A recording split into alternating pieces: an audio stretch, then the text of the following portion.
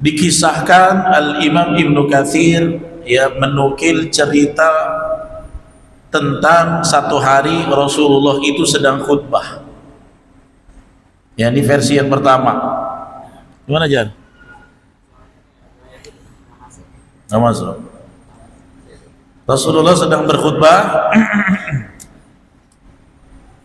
dan khutbahnya ini tumben.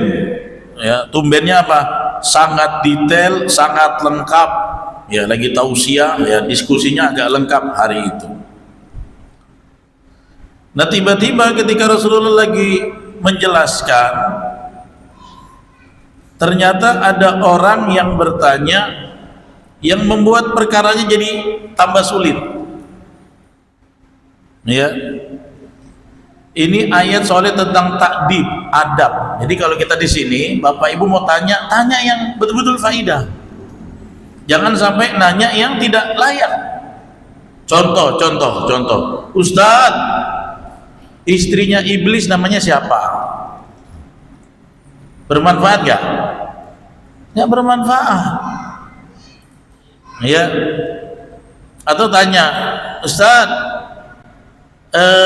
malaikat itu kukunya warnanya apa? Gendernya apa? Ya nggak perlu. Coba kalau saya jawab malaikat gendernya laki-laki, apa manfaatnya untuk ibadah?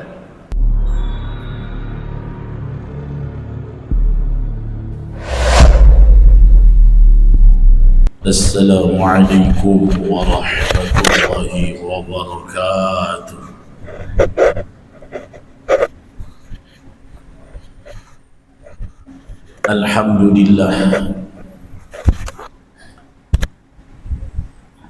Alhamdulillahilladzi hadana lihadza wa ma kunna linahtadiya laula an hadanallah. Asyhadu an la ilaha illallah wa asyhadu anna Muhammadar Rasulullah. Allahumma salli wa sallim wa barik wa an'im wa syarrif ala habibi qulubina sayyidina Muhammadin wa ala alihi wa sahbihi ajma'in. Amma ba'd. Bersyukur kepada Allah dengan ucapan alhamdulillah. Salawat dan taslim kepada qudwah hasanah Nabi Muhammad sallallahu alaihi wasallam. Tayyib, hadirin jamaah kajian maghrib, a'azzani Allah wa iyyakum. Kita lanjutkan kajian tafsir ini, yaitu pada surah Al-Maidah ayat ke 101 sampai 103. Silakan dibuka 101 sampai 103.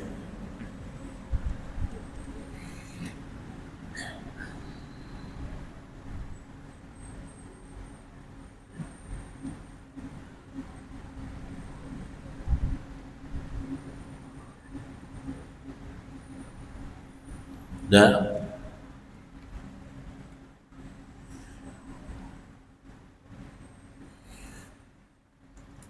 Sudah kita baca.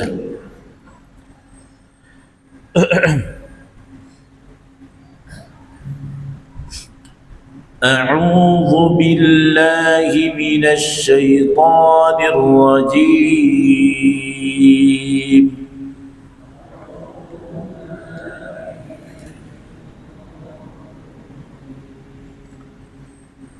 Bismillahirrahmanirrahim.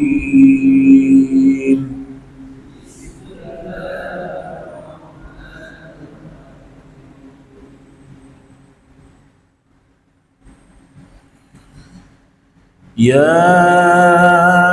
ayyuhalladzina amanu la tas'alu an asya'a in tubdalakum tasukum wa in tas'alu.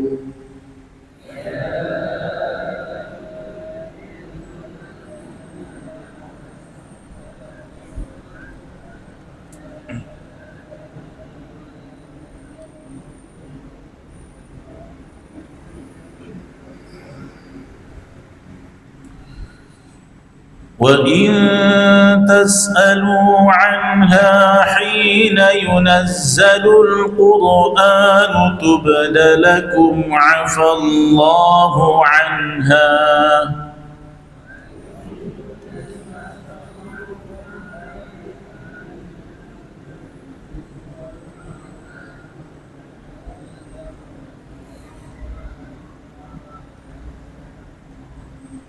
Wallahu ghafurun halim.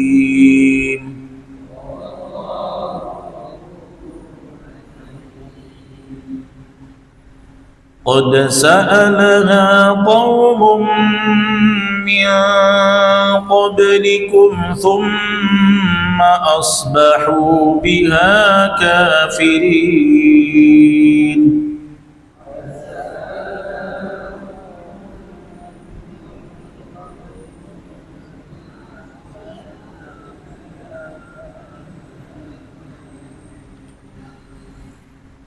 ما جعل الله من بحيرة ولا سائبة ولا وصيلة ولا حام ولكن الذين كفروا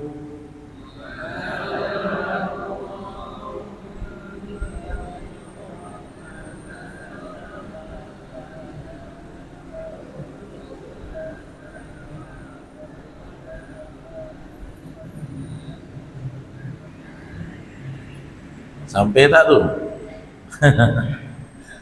Saya pun agak terbegik juga, tapi dipaksa bahasa sedikit biar terlatih ya.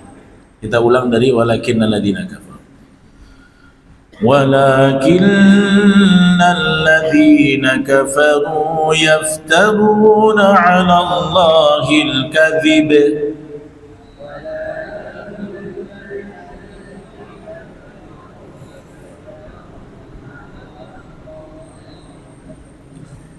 Wa aktsaruhum la ya'qilun.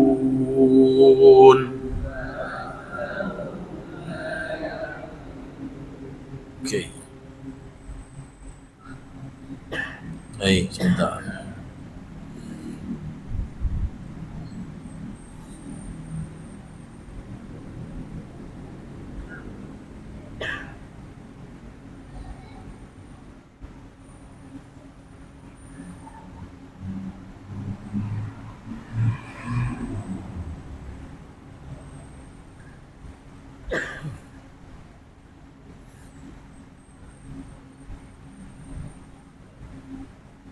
Baik.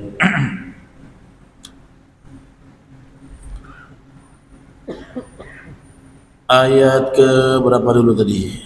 101. Ya ayyuhalladzina amanu, wahai orang-orang yang beriman, la janganlah tas'alu kamu bertanya an tentang asya'a hal-hal atau perkara-perkara in jika tubdalakum diterangkan kepada kamu tasukum akan menyusahkan kamu ya.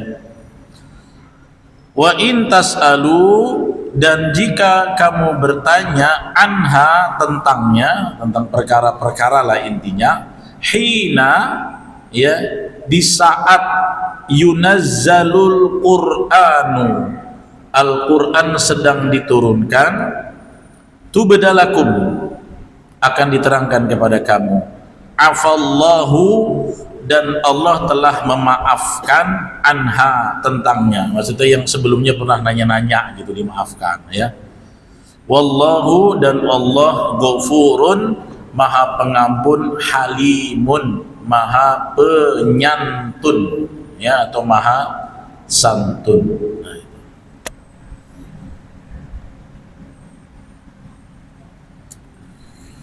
Kita langsung aja ke ayat berikutnya, ini nyambung munasabah.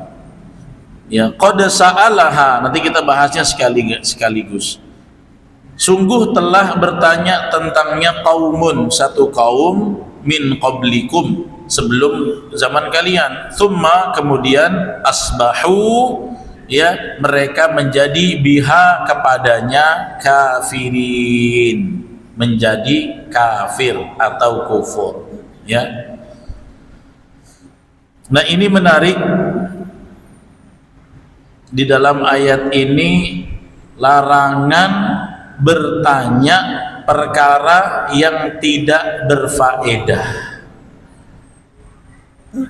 Jadi dalam Islam tuh bertanya apa saja boleh, tapi kalau yang tidak faedah, yang kalau umpamanya ditanya nih, kalau orang Melayu bilang ngade-ngade, dijawab jawabannya bikin repot kita sendiri, ya, maka lebih bagus jangan bertanya.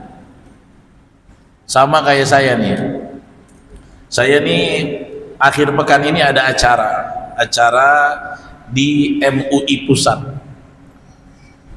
Oleh panitia sudah dibilang peserta nanti bawa ini, bawa itu, pakai ini, pakai itu. Jangan lupa ini, itu, ini kewajibannya, ini yang tidak boleh. Tiba-tiba ada pula peserta tanya, harus bawa laptop tak? Tadinya nggak disuruh bawa laptop, bawa catatan kecil pun boleh. Akhirnya kawan nih komen, antum kalau bertanya jangan bikin kita repot. Panitia ada tak suruh bawa laptop, tiba-tiba jadi ide bawa, kita semua repot.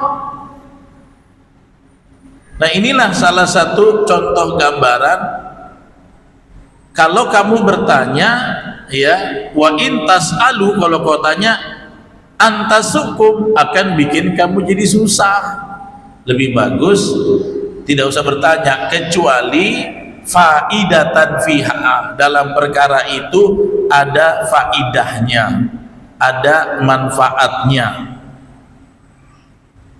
ya. Nah, itulah yang dimaksud dengan ayat ini. Jadi di dalam Islam boleh bertanya terserah apa saja, tapi dengan syarat, ya, ketika kita bertanya jangan membuat kita repot sendiri. Nah, mengenai ayat ini, hadirin jamaah sekalian rahimakumullah, dikisahkan Al-Imam Ibnu Katsir, ya, menukil cerita tentang satu hari Rasulullah itu sedang khutbah. Ya, ini versi yang pertama. Gimana, Jar? Nggak masuk. Rasulullah sedang berkhutbah dan khutbahnya ini tumben. Ya, tumbennya apa? Sangat detail, sangat lengkap. Ya, lagi tausiah, ya, diskusinya agak lengkap hari itu. Nah, tiba-tiba ketika Rasulullah lagi menjelaskan, ternyata ada orang yang bertanya yang membuat perkaranya jadi tambah sulit. Ya, ini ayat soalnya tentang takdib, adab. Jadi kalau kita di sini, Bapak Ibu mau tanya yang betul-betul faidah. Jangan sampai nanya yang tidak layak. Contoh. Ustadz, istrinya iblis namanya siapa? Bermanfaat gak? Gak bermanfaat, ya. Atau tanya, Ustadz, malaikat itu kukunya warnanya apa? Gendernya apa? Ya nggak perlu. Coba kalau saya jawab malaikat gendernya laki-laki, apa manfaatnya untuk ibadah? Saya lebih khusyuk kalau saya tahu malaikat laki-laki. Kata ibu-ibu gitu, karena ngawasi cowok gitu. Enggak. Jadi nggak usah bertanya-tanya. Misalnya begini, Ustadz, surga itu pintunya berapa kali berapa gitu. Perlu tidak? Tidak perlu kan? Makanya di dalam ayat ini, la tas'alu, jangan kamu bertanya an asya, tentang perkara-perkara, intu bedalakum, kalau dijelaskan sama kalian tasukum, akan bikin kalian repot. Sempat yang berfatwa ini bilang di surga Rasulullah lagi bilang ada pintunya berwarna ini, gagangnya warna ini, dan yang bisa masuk di gagang itu orang yang hanya setiap tahajud dalam 1 bulan 30 kali. Kan repot jadinya. Ya, jadi jangan sampai ketika pertanyaan itu tidak penting jawabannya bisa memberatkan kita. Nah, itu contohnya. Nah, Al-Imam Ibnu Katsir mengatakan tentang ini ta'dibun minallah, ta'dib, ayat tentang adab. Jadi saya tahu di sini juga banyak yang suka bertanya, tapi pastikan pertanyaan antum itu faidah. Makanya termasuk pertanyaan yang hari ini di medsos bikin kelahi antara asatid, antara asatid NU dan asatid Salafi, gara-gara apa? Nabi orang tuanya itu di mana? Di neraka atau di surga? Yang satu berpedoman pada hadis. Ya, inna abi wa abaka finnar. Sesungguhnya ayahku dan ayahmu di neraka. Letterlek dengan hadis. Ya. Yang satu mengatakan yang dari kalangan NU ini bukan ayahnya, tapi abi dalam ini adalah ungkapan untuk paman, yaitu Abu Thalib. Ayah Nabi, ibu Nabi tidak mungkin masuk neraka karena telah membesarkan dalam kandungan, merawat Rasulullah. Hadis itu begini maksudnya, akhirnya berkelahi. Yang berkelahi yang nanya tidak memberikan faidah apapun, kalaupun jawabannya A atau B. Coba, apa hubungannya? Kalau orang tua Nabi antum tahu posisinya, apakah bikin antum semangat baca Quran? Apakah bikin ibu-ibu semangat berzikir? Ada nggak faidahnya? Nggak ada. Makanya nggak usah nanya, nanti merepotkan. Nanti kalau ditanya pertanyaannya jawabannya nggak sesuai, malah gelisah. Masa iya orang tua Nabi di neraka? Kejam sekali Allah. Nabiku orang tuanya masuk neraka, murtadlah. Nah, bisa murtad. Makanya di ayat berikutnya 102, qad sa'alaha qaumun. Dulu pernah ada satu kaum yang bertanya tentang perkara itu, tsumma asbahu biha kafirin. Mereka malah jadi kafir. Karena apa? Pertanyaan anfaedah. Ya. Nah, ini ada. Kenapa selama ini Ustadz Riza kalau ditanya jawab-jawab aja? Karena saya belum menerangkan tentang adab ini. Mulai hari ini pasti mikir-mikir nih yang nanya nih kan. Kalau sudah ada adabnya, ya. Nah itu, ya. Nah, saya lanjutkan tadi kisahnya, ya. Satu hari ini ada dalam riwayat Ibnu Jarir, ya, Nabi itu, ya, kata Anas bin Malik, anna Rasulullah sallallahu alaihi wasallam sa'aluhu hatta akhfauhu bil mas'alah. Nabi hari itu sedang duduk ceramah, ditanya tentang perkara-perkara sampai banyak yang khawatir, termasuk Umar. Fa kharaja alaihim dzata yaumin fasa'idal mimbar. Dan beliau akhirnya saat itu keluar karena terlalu banyak yang bertanya, naik ke atas mimbar. Kemudian Nabi bilang, la tas'alul yaum an syai'in, ya, tidaklah kalian hari ini bertanya tentang satu perkara illa bayatuhu lakum, aku akan jelaskan kepada kalian. Ya, jadi Nabi agak geram gara-gara pertanyaan yang tidak faedah pun terlontar terus, tanya-tanya. Oke, Nabi naik mimbar. Oke, sekarang tanya. Apa saja yang kalian tanya, saya jawab. Sahabat Nabi yang dekat ini risau. Fa asfaqa ashabu Rasulillah in yakun baina yadayya amrin qad hadar. Ya, faja'altu la altafitu yaminan wala shimalan illa wajadtu kullan la fadrasahu fi thawbihi yabki. Terus sahabat-sahabat itu sebagian gak mau nengok kanan kiri tapi nunduk. Kenapa? Nabi tegas sekali karena memang ada oknum-oknum yang bertanyanya ini gak beradab. Tangis para sahabat itu. Fa ansha'a rajulun kana yulahi fayud'a ila ghairi abihi. Tiba-tiba ada pula yang nyeletuk, ya Nabi Allah, wahai Nabi, siapakah bapak saya? Nanya gitu, man abi, pertanyaannya dalam hadis dari Ibnu Jarir. Ya Nabi Allah, bapak saya siapa? Lah kok bapak engkau nanyanya ke Nabi? Sekarang saya tanya, orang yang nanya begini mau memang dapat manfaat atau ngapain? Ini mau nguji-nguji kan? Ini mau rodda, membalikkan keadaan supaya Nabi itu terpojok, iya kan? Tujuannya begitu. Sekarang kalau Nabi jawab, bapakmu fulan, apa faedahnya untuk dia? Saya kan ingin memastikan seorang Rasul itu bisa nggak tahu perkara yang goib, mungkin gitu kan? Maka ketika dia tanya, ya Nabi Allah, man abi, siapa bapak saya? Abuka, kata Nabi, Hudzafah, bapakmu adalah Hudzafah. Tahu Nabi. Jadi jangan kau uji-uji. Ya tsumma qama Umar, kemudian tiba-tiba daripada banyak nanya lagi yang aneh-aneh, Umar berdiri. Langsung Umar bilang gini, radina billahi rabba, kami ridha Allah sebagai Rabb kami, wabil Islam madina, wabil Islami dina, kami ridha Islam jadi agama kami, wabi Muhammadin rasulah, dan Nabi Muhammad itu adalah Rasul kami, aidzan billah, kami berlindung kepada Allah, wa min syarril fitan, dari keburukan fitnah-fitnah. Jadi Umar potong supaya apa? Kalian jangan tanya-tanya lagi. Kami ridha, apapun kau jawab tak jawab, radina billahi rabba, wabil Islami dina, wabi Muhammadin rasulah, kami ridho Nabi, kami ridho. Maksudnya gini, jangan kalian tanya-tanya lagi, ya. Jadi nanya, tiba-tiba kalau nanya gitu kan ke saya repot juga Pak. Untuk Rasulullah ada Jibril kan yang ngasih info, ya Ustadz, bapak saya siapa? Bapak engkau lah. Saya jawab gitu aja, bapakmu ya bapak engkau lah.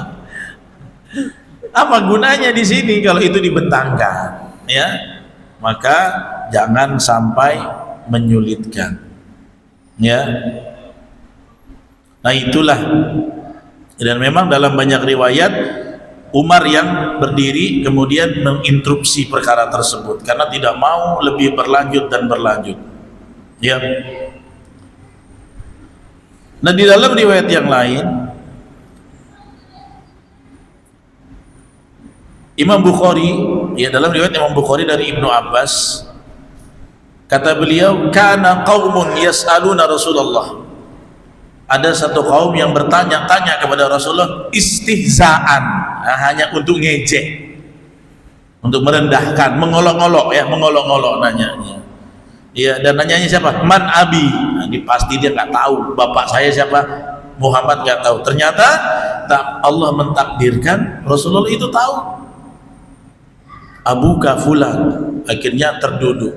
Setelah tragedi itu, kata Imam Ibnu Katsir, nazalat hadhil ayah, turunlah ayat ini, wahai orang-orang beriman, jangan kalian tanya tentang perkara-perkara yang kalau diterangkan kepada kalian akan membuat susah kalian. Nah itu. Yang kedua, yang ketiga, ada satu hadis dari Imam Tirmidzi dan Ibnu Majah, ya. Jadi waktu itu sedang turun ayat kewajiban haji, ya. Kemudian kata Abu Hurairah, Nabi itu naik ke atas mimbar menjelaskan tentang ayat kewajiban haji. Apa kata Rasulullah? Innallaha kataba alaikum al-hajja fahujju, kata Nabi begitu, ya. Sesungguhnya telah diwahyukan kepada kalian dan diwajibkan kepada kalian seumur hidup untuk berhaji, maka berhajilah kalau mampu. Nah harusnya kita orang beriman, kalau Rasul sudah terangkan, harusnya gimana? Sami'na wa ata'na.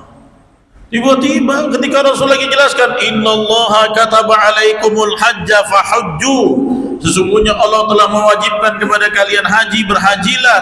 Faqala rajulun, tiba-tiba nyeletuk, afi kulli amin ya Rasulullah, apakah hajinya mesti setiap tahun?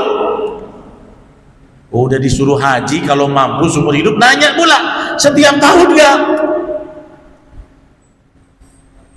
Iya. Fa'arada anhu, maka apa sikap Nabi? Berpaling. Nabi nggak mau jawab. Kenapa? Kalau dia tanya, Nabi jawab, jadi sabda, sabda itu jadi syariat, syariat mengikat. Kalau nggak bisa kau amalkan, dosa kalian.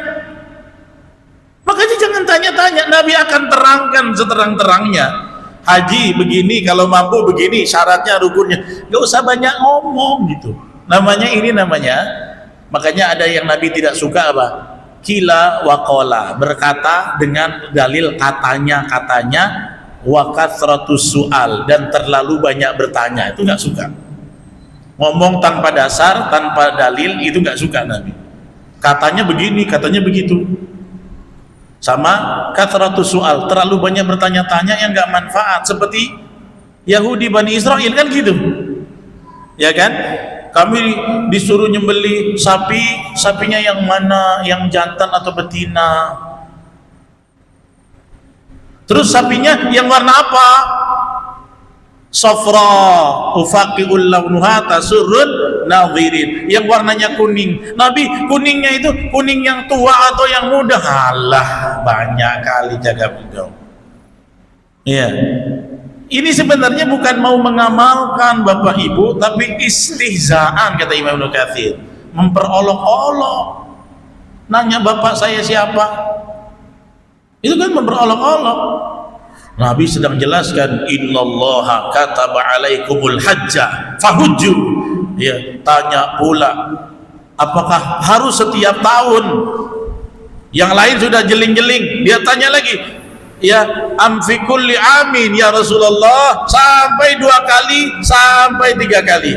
Nabi diam, Nabi bersabar. Terus Nabi bilang, setelah sudah dia nggak buat provokasi tentang pertanyaannya, Nabi bilang, manis sa'il, siapa tadi yang bertanya itu? Fulan ya Rasulullah, si fulan itu. Lantas Nabi terangkan, walladzi nafsi biyadih, demi zat yang jiwaku di dalam genggamannya, lau qultu na'am lawajabat, kalau dia tanya-tanya terus desak dan aku katakan iya, maka haji akan wajib tiap tahun. La wajabat, walau wajabat alaikum, dan kalau haji jadi wajib untuk kalian, ma ataqtumu, kalian tidak akan sanggup. Walau taraktumu, dan kalau kalian tak buat haji tiap tahun ketika sudah diwajibkan, la kafartum, kamu akan jadi orang kufur. Ya. Fa anzalallahu azza wa jalla hadhil ayat, maka Allah turunkan ayat ini. Wahai orang beriman, jangan bertanya sesuatu tentang perkara-perkara kalau dijelaskan kepada kalian memberatkan kalian. Jadi Nabi itu kenapa nggak mau tahan?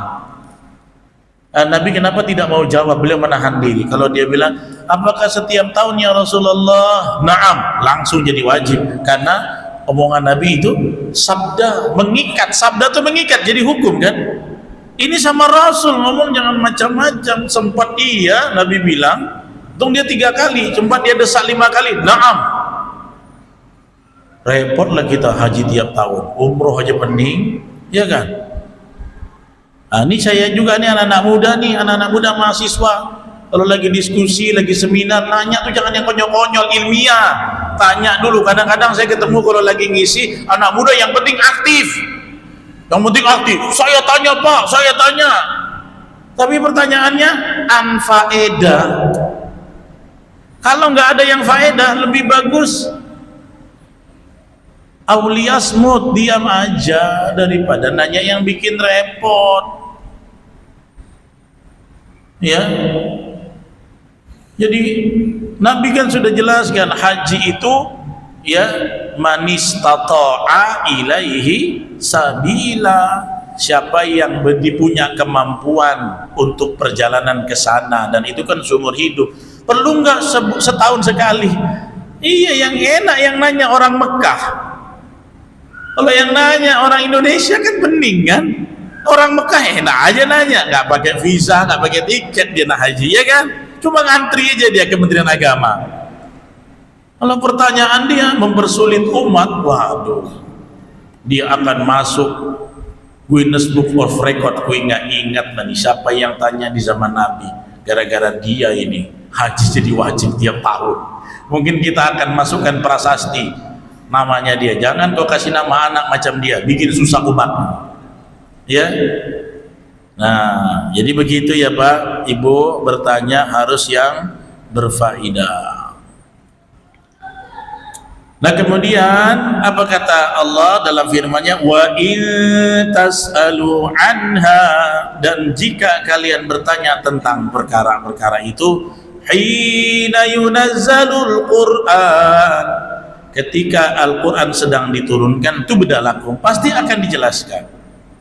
Ya, jadi ini spesialnya keadaan para sahabat itu enaknya apa? Beliau itu kalau nanya perkara mereka itu kepada Nabi yang Nabi belum ada jawabannya, langsung Quran yang jadi solusinya.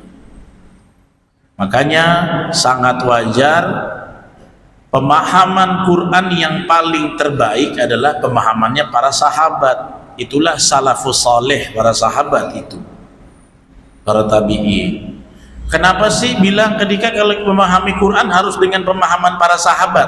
Kan suka ada yang begitu bilang. Terus kenapa harus begitu? Ya harus. Kenapa? Mereka adalah objek skenario kapan Quran turun itu saat mereka hidup. Jadi mereka tahu sekali waqi'iyahnya, realitas ayat itu kenapa, sebabnya, latar belakang, historis. Sahabat itu paling tahu, makanya menafsirkan Quran harus dalam cara berpikir, kerangka berpikir sahabat. Karena sahabat ini adalah pelaku aktif. Kalau kita kan enggak. Kita hidup Quran sudah fix, ya kan? Tentang perang apa, mereka yang menjalani, makanya mereka yang lebih tahu. Itulah kenapa suka ada percakapan begini. Kita harus memahami Al-Quran dan Sunnah di atas manhaj salaful ummah. Ya, maksudnya apa? Di atas kurikulumnya para orang terdahulu. Maksudnya siapa sih? Bukan kelompok salaf begitu, enggak. Salaful ummah itu ya Ibnu Abbas, Ibnu Mas'ud. Kita kaji Ibnu Abbas ini kita. Berarti kita begitu juga. Kita sekarang yang jadi bukan kita memahami Al-Quran sesuai pemahaman sahabat itu satu kelompok. Enggak, kita sekarang lagi mengkaji itu. Makanya pendapatnya Anas bin Malik, Imam Bukhari, Imam Mujahid, tabi'in. Tabi'in nanti belajarnya sama sahabat, sahabat sama Rasulullah. Ya. Karena sahabat yang paling tahu. Makanya mereka itu betul-betul dikunci agar jangan bertanya yang bikin repot. Karena kalau mereka bikin repot, definitiflah hukum saat itu. Kalau sekarang tidak. Nggak ada lagi yang mengikat. Kalau bapak ibu tanya saya yang konyol-konyol, saya jawab kesal pun wajib. Nah, nggak akan jadi wajib karena nggak mengikat. Ya, nah begitu ya.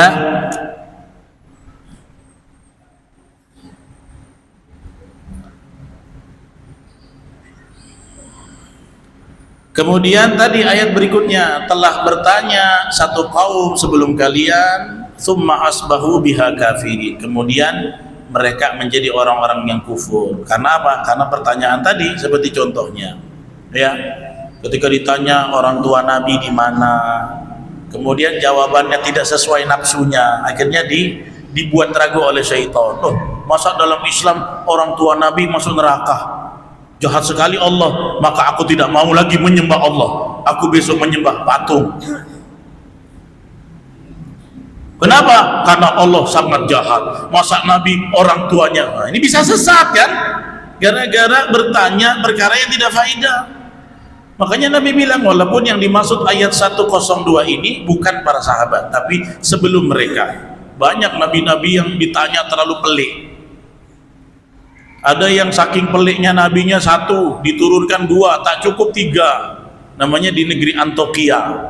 Nabinya sekali tiga, tapi turun dua dulu, masih ngeyel, tambah satu, ngeyel juga. Tiga-tiga nabinya dibunuh. Nama nabinya siapa? Shadiq, Saduk, dan Shalom. Itu tafsir surat Yasin tentang Habibun Najjar. Tuh di situ tuh. Ya, ono terlalu banyak. bertanya kepada hal-hal yang tidak berfaedah. Oke, sudah bisa dipahami? 101 102. Kita lanjut ke 103. Ya.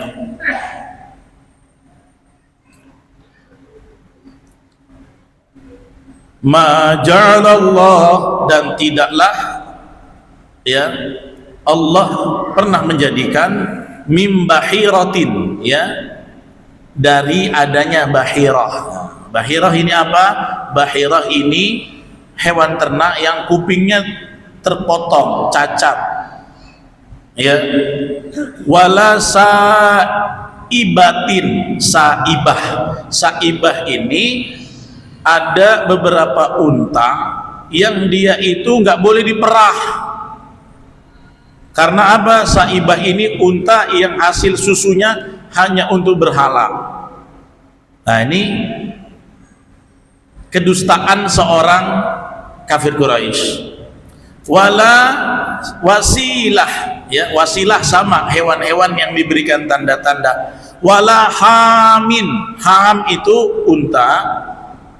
Untanya ini pejantan.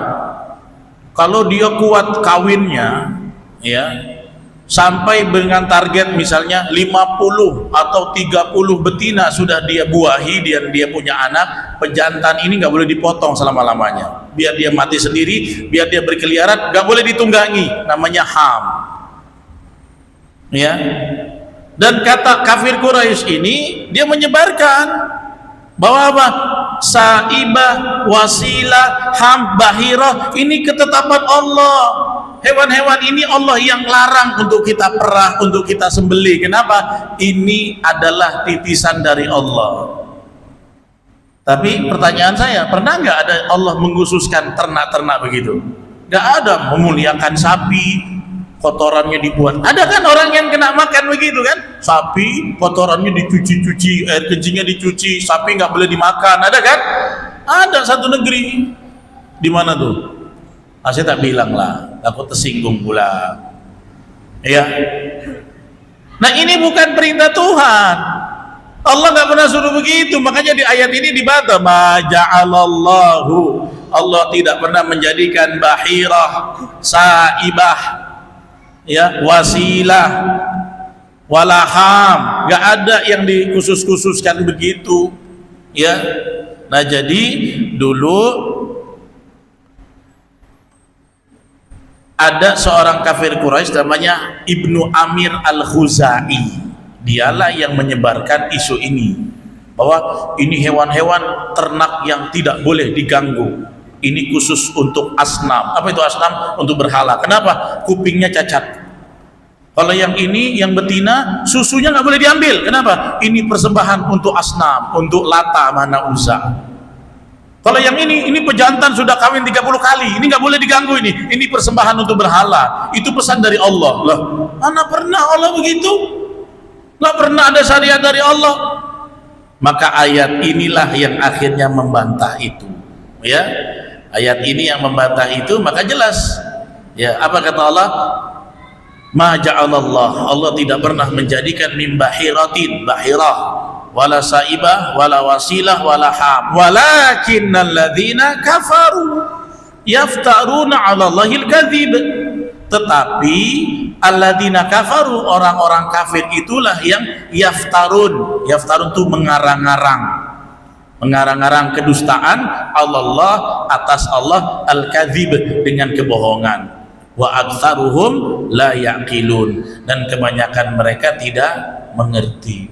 Jadi kalau di ayat 103 ini memang menjelaskan bahwa kita itu tidak ada pantangan tentang hewan-hewan ternak, kecuali memang hewan ternak yang cacat secara penjelasan syariat Islam, seperti tanduknya, atau kita mau korban hewannya lagi patah kaki, nggak boleh disembelih dulu, jangan dijadikan hewan sembelihan, disembuhkan dulu, bawa ke dokter. Saya pernah kok melihat, ya, satu tempat peternakan, kita mau beli sapi, dia dibawa dari Lampung kan, biasanya sapi dari Lampung, ya. Nah, dia kan lama berdiri, lagi stamina nggak bagus, patah, kakinya patah. Lantas oleh pemilik ternak datangkan dokter hewan, dipulihkan, di recovery. Kalau udah sehat, kakinya sudah sembuh, baru boleh tahun depan dijadikan sembelihan. Tapi nggak ada yang kupingnya begini, nggak boleh, yang ini jantan setelah kawin 30 itu keramat, itu yang betina ini susunya nggak boleh diperah, nggak ada. Allah pernah menjadikan jenis-jenis itu hanya kedustaan orang-orang kafir. Bisa dimengerti 103? Bisa? Alhamdulillah. Jelas? Jelas. Ada pertanyaan? Silakan. Silakan tanya apa saja, tapi enggak lah, terserah. Jangan-jangan gara-gara itu nggak mau nanya lagi pula nanti. Tanyalah, tanya. Monggo bebas nanya. Silakan, Wawin. Wawin nih. Mic-nya mana mic? Oh, di sini mic-nya dua-dua. Mohon maaf Pak Darwis, merepotkan ini. Bismillah.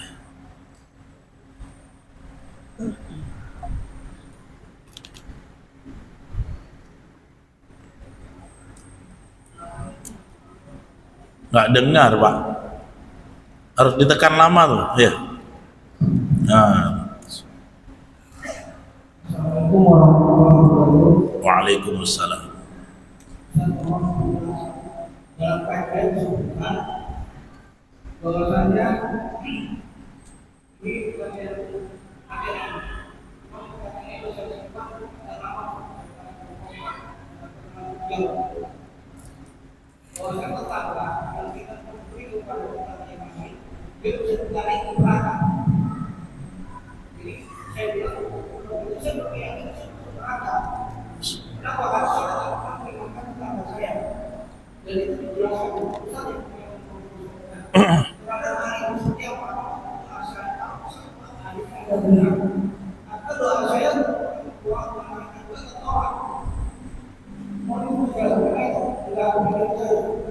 Iya.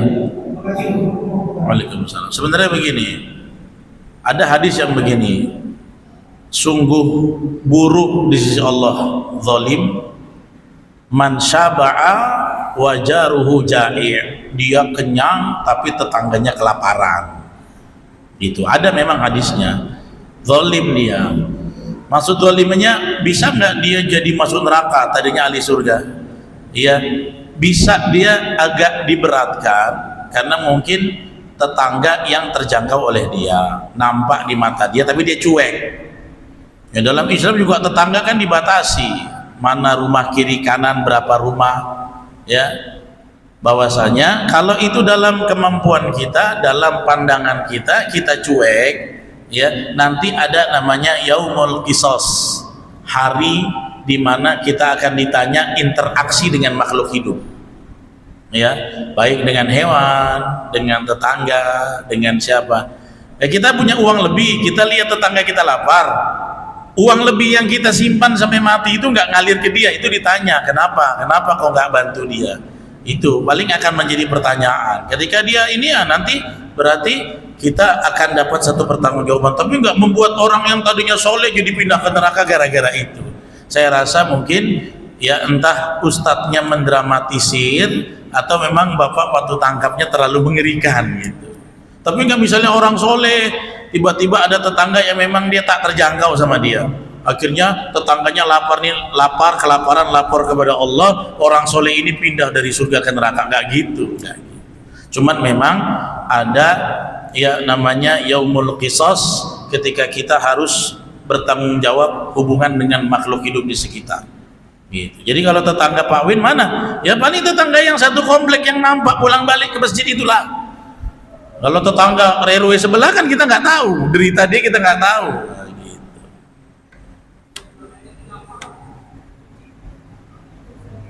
Nah,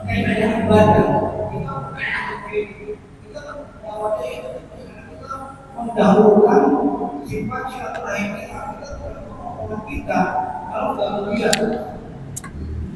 iya nggak apa-apa, itu wajar aja sih. Ya, jadi jangan dibilang Pak Win nggak jadi masuk surga gara-gara itu, enggak ya, enggak juga. Jadi jangan terlalu dipikirkan. Tapi kalau memang kita pulang balik masjid ada tetangga yang nampak susah dan kita mampu, bolehlah kita mampu semampunya, ya semampu kita. Nah kalau duit kita pas-pasan juga macam mana? Dia lapar, keluarga aku pun lapar, adik aku pun ada yang lapar. Jadi sekemampuan yang kita tidak akan dibebani sesuatu yang kita tidak mampu atasnya. Ya, pakai mic lagi, nggak jelas. Saya khawatirkan kalau itu saya nggak waktu. Masalah ibadah itu. Ibadahnya siapa?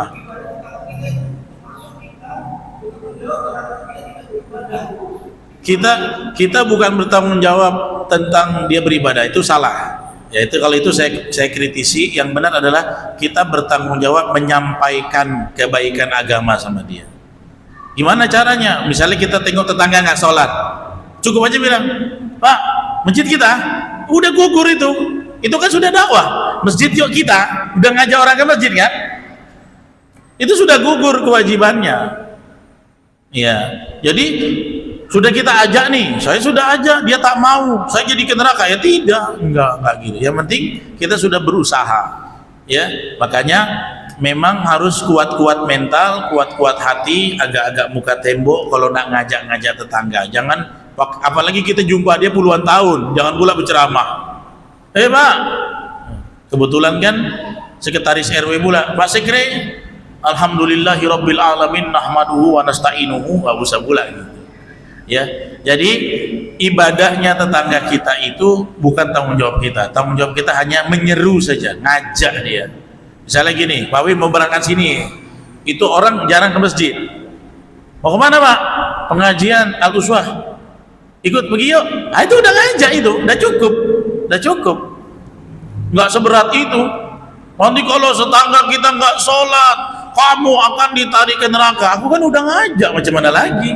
Iya gitu. Jadi jangan terlalu dipikirkan lah Pak Win, aman itu ya. Gitu ya. Saya begitu juga, saya sama istri punya kewajiban si komplek perumahan. Ya alhamdulillah kalau di gang komplek saya itu rata-rata sudah oke lah. Ibu-ibunya ngaji sama istri saya senang juga. Saya bertarget ya kalau bisa di komplek saya itu yang belum ke masjid bisa ke masjid. Saya tinggal di situ, yang belum bisa baca Quran bisa baca Quran. Yang masih belum Islam mana tahu mu'alaf di tangan saya gitu ya. Itu cita-cita saya gitu ya.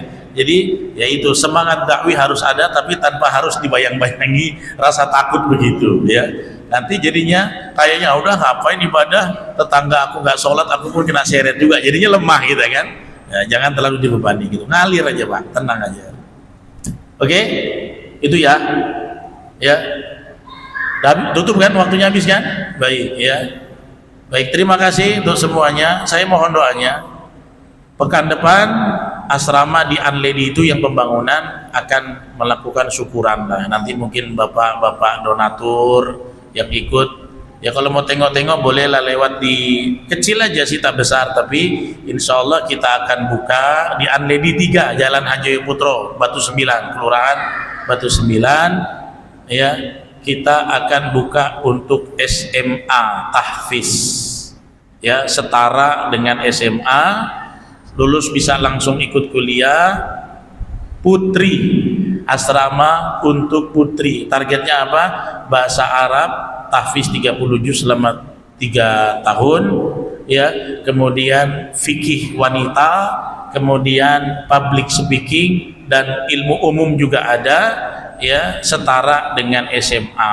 Kami akan buka hanya sekitar 15 mahasantri saja ya, tapi yang ini nggak gratis karena formil ya, setingkat SMA. Pekan depan akan syukuran diresmikan kecil-kecilan, mohon doanya dari semua. Terakhir, umroh sama saya 11 April sudah sold out, sudah penuh, tiketnya sudah tak bisa lagi. Tapi di bulan lain masih ada, mudah-mudahan Bapak Ibu dimudahkan untuk berkunjung ke tanah suci. Subhanakallahumma bihamdika asyhadu an la ilaha illa anta astaghfiruka wa atubu ilaik. Assalamualaikum warahmatullahi wabarakatuh.